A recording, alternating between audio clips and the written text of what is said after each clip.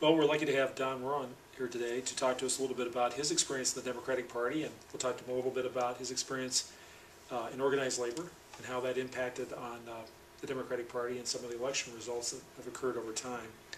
Um, we've always kind of started things off by asking people how they became interested in politics, if there was some type of event that kind of kicked things off for them. Was there anything about something that happened in your life that made a big difference? Virginia and I grew up in Lincoln, Nebraska. My grandfather was a railroad machinist and joined the Machinist Union in 1900. Got to 1921, and they had the big strike, and so he never got to rejoin the union until 1939. He lost the strike, by the way. Never got to join the union until 1939. My mother and dad were married in 20, and that was my mother's dad, was that grandfather. My mother and dad were married in 28. I was born in 29. And he was a staunch Republican and a member of the KKK. Serious. So it didn't take long, you know, and they were divorced when I was 16, just graduated from high school. So that didn't last too long, but I had 3 brothers that lasted that long. So that's sort of how I got involved in knowing what I call right from wrong. And then we left, and I've always voted in the elections. So we went to the Korean War in 50, got out in 52. Virginia and I were married in 58 and moved to Fort Dodge about a month later. I was superintendent of printing at Messenger Printing Company. And I had joined the union in Lincoln in 1955. What was called the Amalgamated Lithographers at that time.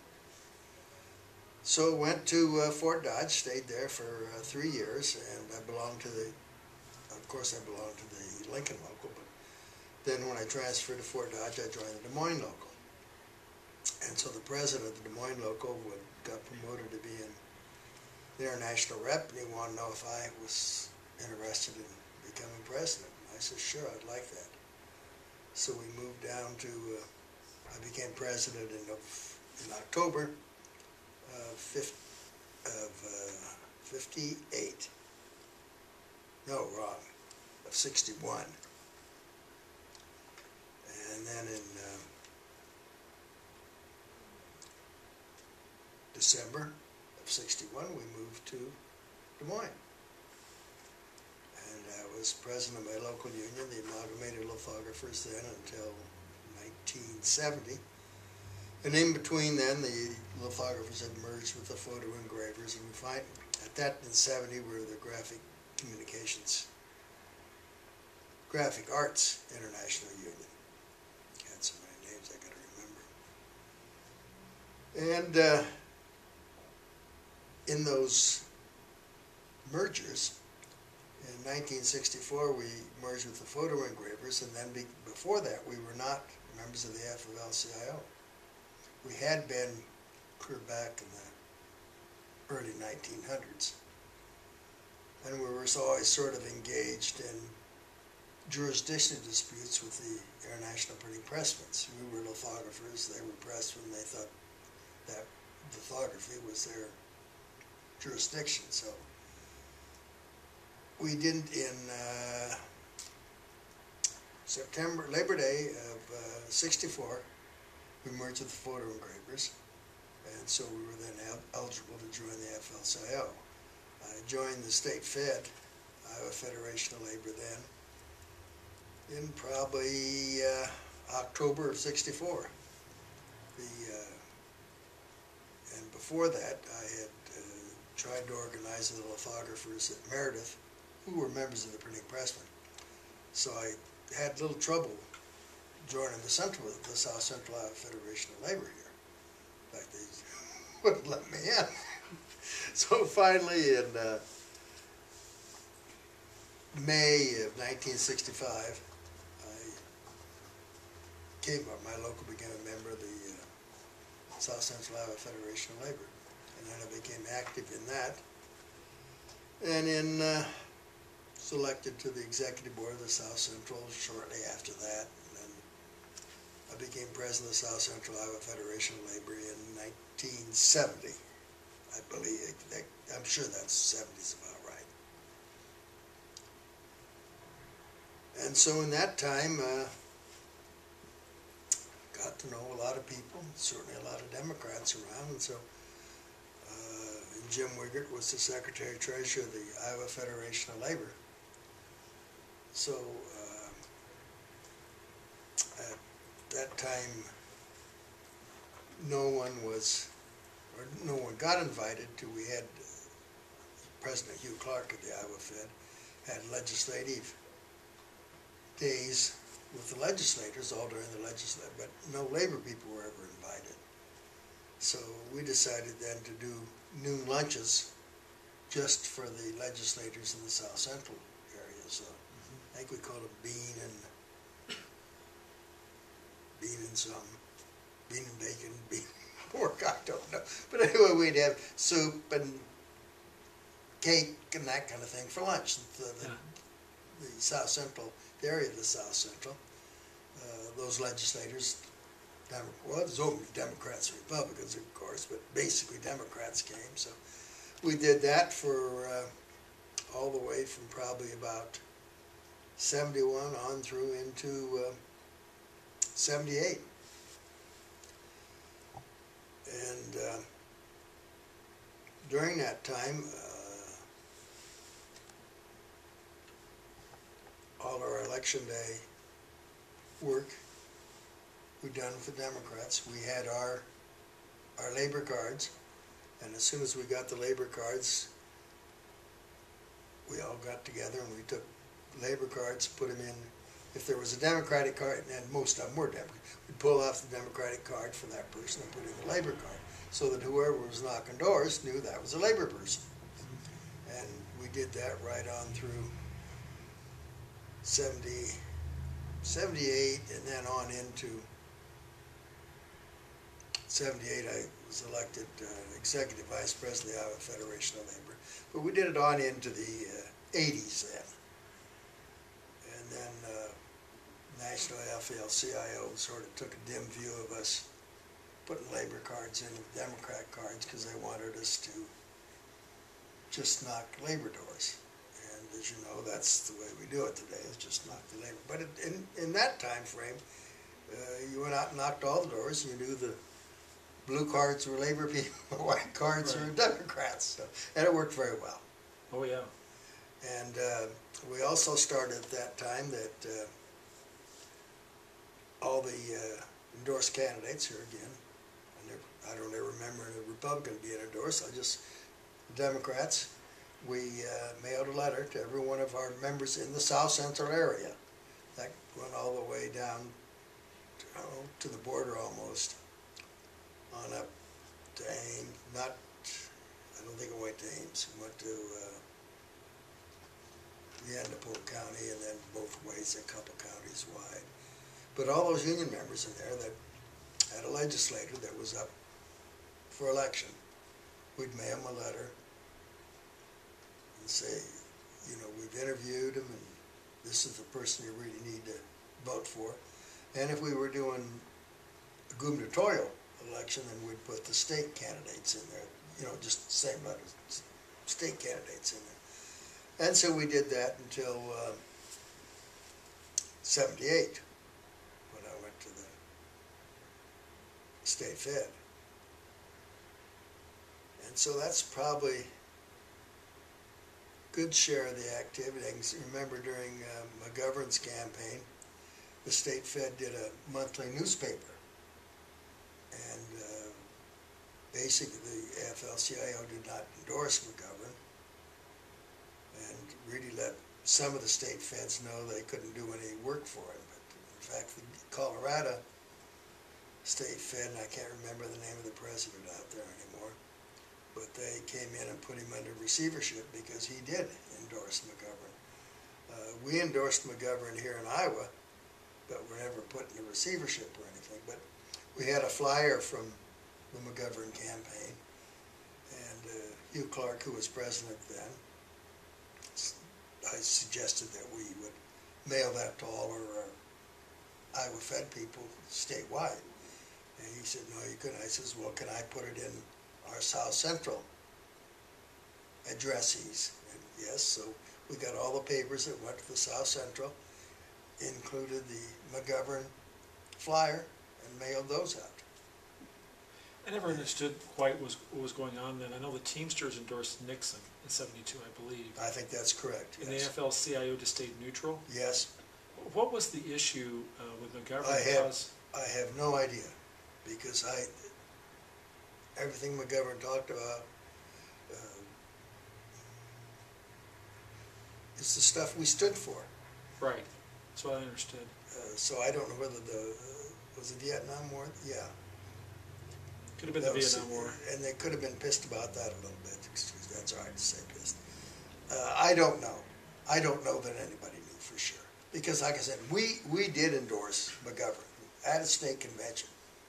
And nobody said nothing to us. Yet the president in Colorado was put under receivership. So there's a lot of strange things that happen in the labor movement. That would be, you could qualify, that was a strange one. Well, I didn't know if there was some bruising, because remember, Hubert Humphrey was really his strongest opponent sure, at the end. Absolutely. And probably would have been popular. Yeah, we went out and worked for Humphrey. But Right. that doesn't make any difference. McGovern was the candidate. Down at the convention, I think Scoop Jackson made a late play, and that didn't work out either, but I think Hubert Humphrey was the strongest throughout the primary season. Oh, that's interesting. Looking back on it, was there a significant legislative achievement that you think that you obtained through your leadership in the unions? Could be either local or national that you were actively involved in. I know certainly prior to becoming even president of the local, I was just trying to think what year we passed. Well, I was here. It was Jim Wingert's first year in the legislature. They passed community colleges. They passed the bargaining bill. Those would be things.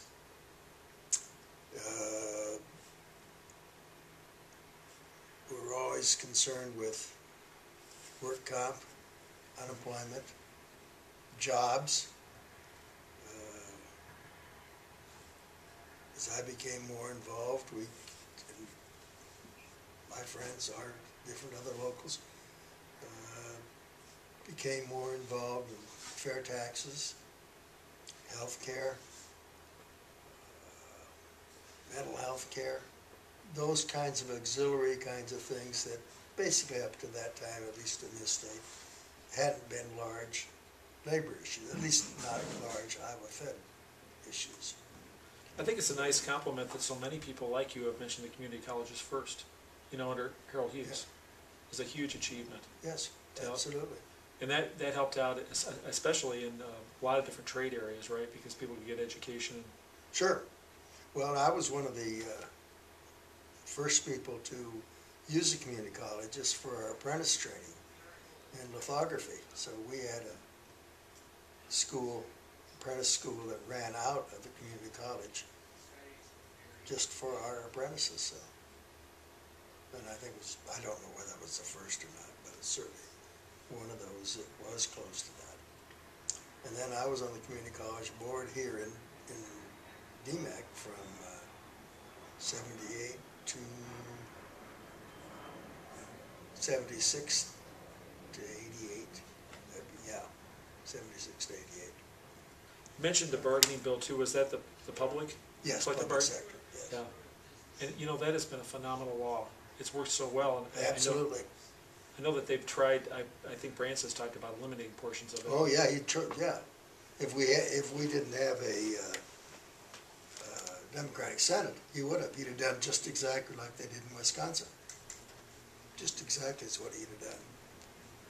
But thank goodness he didn't have that opportunity. Have you had an opportunity to participate in any national conventions? Yes, I went to the convention in Atlanta, Georgia for Jesse Jackson. Interesting. And that's the only one I had been to. And Virginia went to the one in New York for Ted Kennedy. was the Jesse Jackson one, was that 84? Was that the year that Mondale got it, or was it 88 with Dukakis? 88 with Dukakis would have been Atlanta, Georgia. Okay, then it was 88. Oh, so you went to Atlanta, Georgia? Yeah, I went to Atlanta. Yeah, I know where I was. I remember that. I went to Atlanta, Georgia. Yeah, it was kind of interesting that Jesse Jackson had such an interesting approach in '88 because he established his headquarters down in, was it Madison County in Winterset? And really tried to reach out to a number of different groups that you wouldn't anticipate would have been his strongest constituents. But he had reached out to you as a union leader? Right. Were there a lot of other unions that were supporting Jesse Jackson or not? Truthfully, no. There weren't a lot. Jim Wigger with the state fed then was, see what year was that, not 88? 88 might have been, Gephardt might have been the strongest with the unions. Yeah, I think so, probably, yeah. But you like Jesse Jackson, did you caucus for him? Yeah. Went all the way through. And you said that your wife had a chance to attend the national convention as well? For Ted Kennedy in New York. 1980. You tell me what year it is. I'll probably say that I know that. There's been a lot of people we've talked to about that, good Democrats like you, and it's interesting that they were either on Carter or Kennedy's side, but they're still friends, you know? Yeah. But it sounded like it was a fairly contentious year back in 1980. Were you a Kennedy supporter too? Yes. Yeah, I wouldn't make Virginia bad. It's probably a smart move. Well, we got to, then talking about Carter, Norma, who is now deceased, was one of the early supporters of, can't think of her last name. She lived up on about 55th between Grant and Ingersoll. Anyway, she was Norma Matthews. Okay. She was an early supporter. I remember her inviting us to her house when probably the first time Jimmy Carter had even been in the state. Yes. So, but of course that was the first time through, which was different than the second time through. Uh-huh. The second time through, you guys decided to go with Kennedy. Yes. Were there any other times that you were involved in any type of national politics like that at either the national conventional level, or we were on the steering committee, some candidates? No, when Jim Wingert and Bill Fenton usually went to most of those national conventions, and as best I can remember, I was always in the same place they were with the candidates. So that's pretty well associated that way, but physically I said that the one with Jesse is the only one I went to. Were there any disappointments that you had in politics that stick out in your mind? Things that you wish had gone the other way and would have made Well, a in difference? '78 I was elected executive vice president of the state Fed. In '79, Terry Branstad was lieutenant governor, and just decimated the unemployment bill. And probably some of that might be our fault. I don't know. I can remember I was lobbying with Hugh Clark then. That first year he was still president. And so Don Avenson was the minority leader in the House, called Hugh and I in, and he says, is there anything you can give up on unemployment? And Hugh says, no, we'll have some Republican votes. So no, we ain't giving up nothing. So everything they proposed, every single last item, they passed. So if we'd have probably taken a little different approach and said, no, let's, Don, see what you can work out, we might have saved half the bill. There were 50 separate items in that bill. But I just decimated the unemployment law. Well, I seem to remember the first year he was in office, in 1983 as governor, he cut the amount of unemployment compensation in half. You could only go, was it 26 weeks, and he dropped it to 13? He really shortened it up significantly. Well, some of that was national law, so I don't think. With just him? I don't think he could, I don't think that was done. I think what happened was you could go, you were at 26, and if the state wanted to, it could extend it to 39. I think that's what happened. He took the extension off later on in that, because I know it wasn't in the original bill in 79, because I know that. Did you spend a lot of time up at the Capitol? When I was executive, yes, I was the lobbyist for the state Fed as executive vice president, so I was up there all the time. Is that still kind of the role of the executive vice president, to spend a lot of time? No, because there isn't anybody, that office isn't there anymore. Okay. And so that's,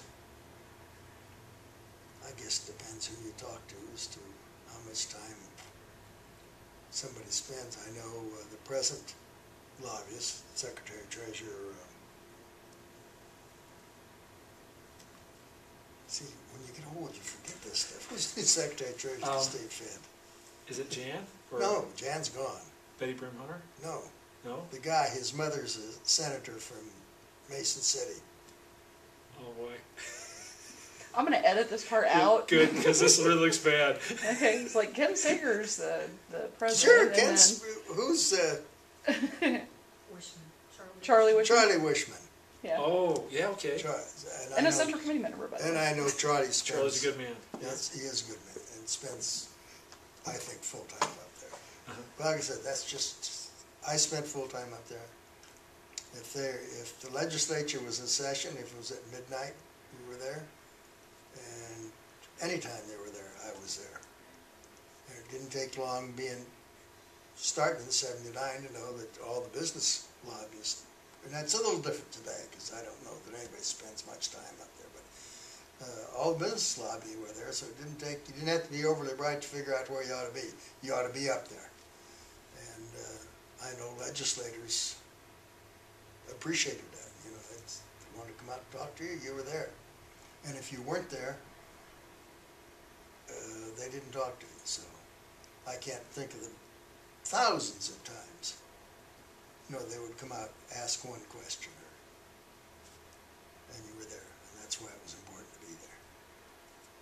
So yes, I spent a lot of time out there. And as far as you know, they still have that presence there constantly, or you're not sure? Whether I know Charlie does. Charlie, okay, so In between Charlie and I don't know for sure.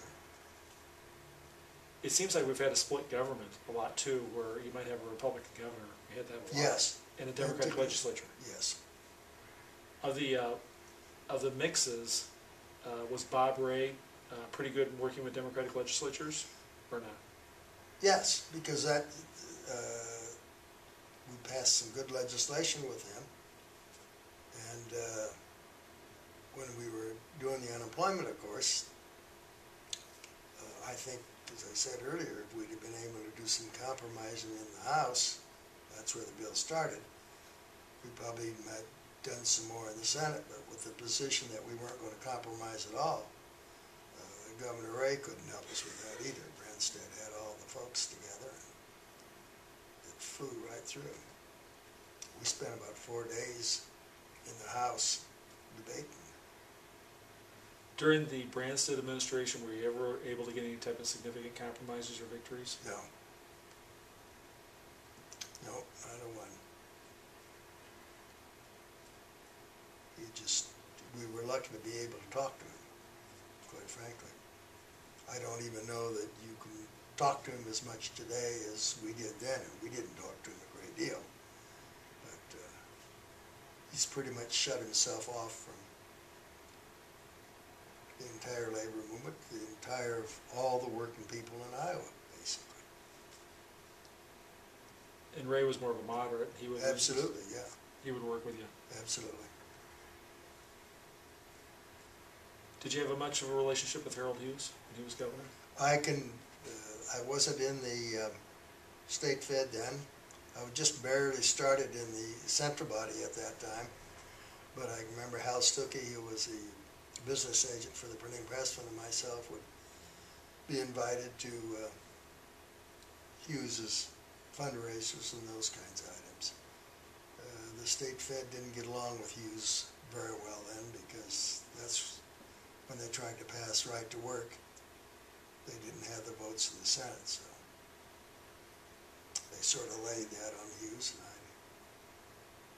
fair or not, I can't. I ain't going to answer that one. Somebody else can answer that.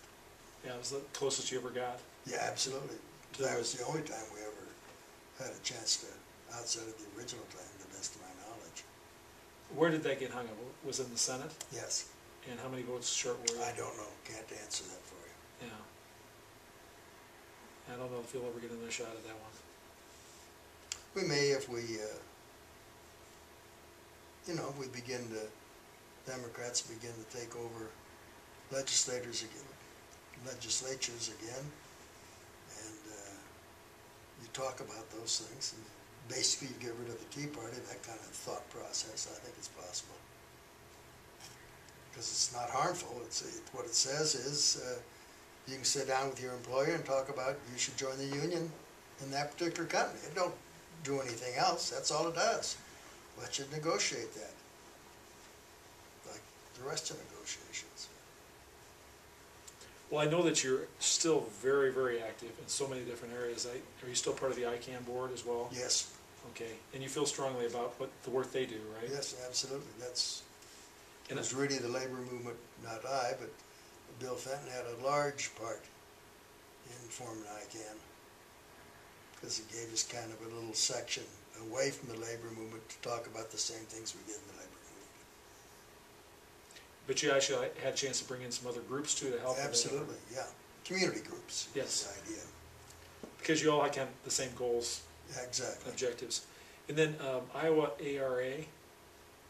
Yeah, that was the Alliance for Retired Americans. I was the first president of that, and we wanted to bring it in earlier that when it was first formed nationwide, but we weren't able to do that. So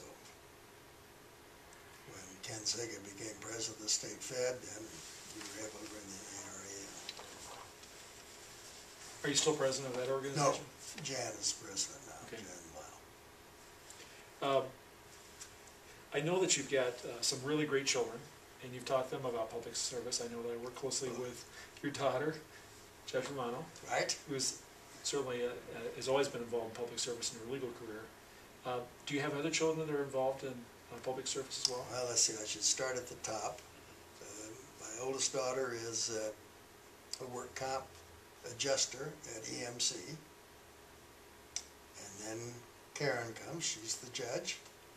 John is assistant administrator for administrative services at Polk County. In fact, that's the only place he's ever worked, outside of delivering papers maybe. And my youngest daughter, Elizabeth, her husband runs a advertising agency, Preferred Marketing, in West Des Moines, and she does some work out there occasionally. So, and they're all pretty well involved politically, not physically, but at least they're voting and they know what's going on. And when John was president of Local 1868, they've asked me, of course, he was involved all the time in politics. He still is. He's still in politics. No, I remember, because when I first started as a chair, there wasn't a meeting I went to that John wasn't at. Yeah. He was at all of them, so Yeah. he was very active politically. He definitely had your political spirit. Have you had any of them go over to the dark side and join the Republican Party? Or No, not even close. all good Democrats, huh? No, absolutely. Is there anything else about your political history that you want to share with us, something that was significant in your past? I think we've covered most of those. As far as I can remember, I'll probably get out of here and say, oh, I should have said something about that. But no, I think as far as I can remember and talk about, I can talk about anything, but as far as I can remember, I guess one of the nice things, I still go to South Central meetings once a month, and it's people, kind of put down the labor movement. There's not any young people. And going to the South Central, each year you see young people coming in.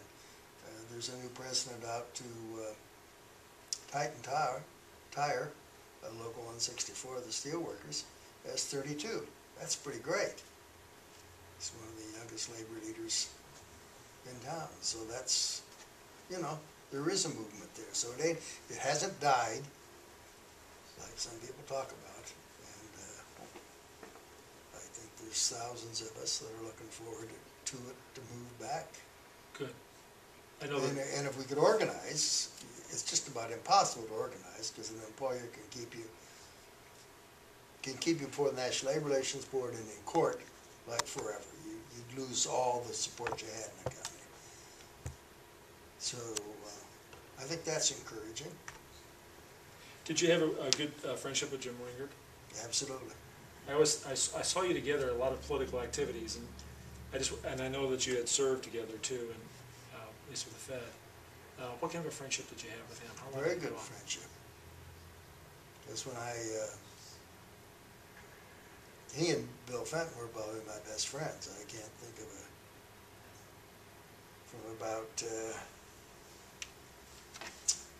probably the well, I could say all the time from 78 until I retired in 90, there probably wasn't a day that didn't go by that we didn't have at least lunch together. So that's kind of a friendship. Very close. Before that, Bill and I would certainly be closer. And Jim, I suppose once a week then would see Jim. So that's been a long, long friendship. And you are all three, you know, some of the most famous labor leaders in Iowa, so that's remarkable that you had such a good friendship for so long. No, those are great people. Yeah. They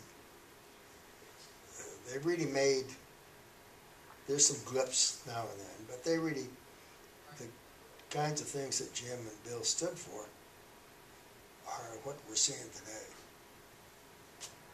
You know, I think Ken Sager just outstandingly stands for those same kinds of things. And then if you use the fact that we were usually in a war with the building trades all the time, Ken is a member of the trade, so has put that together basically. So whether there was always sort of a discussion with the trades all the time, probably till I retired, even after. They were more interested in what went on at the bargaining table as opposed to what went on the bargaining table and what goes on politically. And you know better than I that how that's just absolutely connected. There's no way to disconnect those two. And that's the kind of relationship I think is going on, at least in Iowa today. I think you probably have provided a mentoring relationship to several people in the movement over time. Was there somebody who was a significant mentor to you? When you look back on it, that kind of got you on the road that you took? Oh, yeah, probably Bill Fenton. Because when I first drove, as I said, I had a little trouble getting into the South Central, so the first meeting I went to with the South Central Federation of Laborers in May of 65, Chuck Harvey, who was a carpenter and was a community services staff, met me at the door and introduced me to all the building trades people. So I suppose for the 6 months, my first 6 months, and we used to meet twice a month, and there'd be 120 people. That's minimum at the South Central meetings. And so I was sitting where they were at, with all building trades set on one side and the industrial set on the other side. Then all of a sudden, somebody began to notice, you know, the one hand keeps showing up in the building trades voting with the industrial unions. You know, nobody had to tell you; you just had to sort of figure that one out easy. So pretty soon, I began to make friends with Bill and slid over to the other side of the room. So, and those were contentious meetings. There was no friendship in that. Bill had good friends with an iron worker who was later killed in, I can't remember what, well, it was after I became president of the Central Body, but Bill was a good friend with him. So, but I would say that Bill had a lot to do with how I thought. Well, even though you disagreed, there was always more strength when you were together, wasn't there? Well, Bill and I never disagreed. No, but I mean, We you're dealt talking about the different votes, but it's better to have them in the same tent than Oh, not have them. absolutely, no question about that. We're a lot better off today than we were then. Yep. We might have had more numbers then, but no, we're a lot better off today, absolutely. And I can't say that, I don't know nationwide, but at least in Iowa, we're tons better off than we were, absolutely. Thank you very much, Don. Thank you. Appreciate talking to you. It's my pleasure.